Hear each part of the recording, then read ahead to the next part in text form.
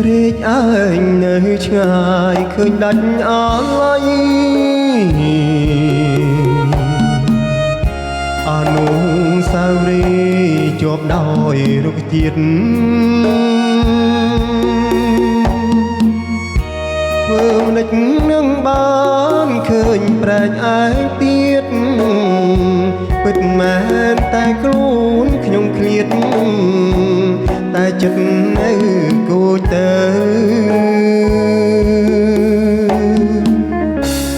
ធម្មជាតិញញឹមដែលធ្លាប់រៀងទៀងឥឡូវប្រែភ្នាក់ទៅជាសត្រូវអនុស្សាវរីយ៍ជាប់ទៅដោយផ្លូវគិតថាពីថ្ងៃនាង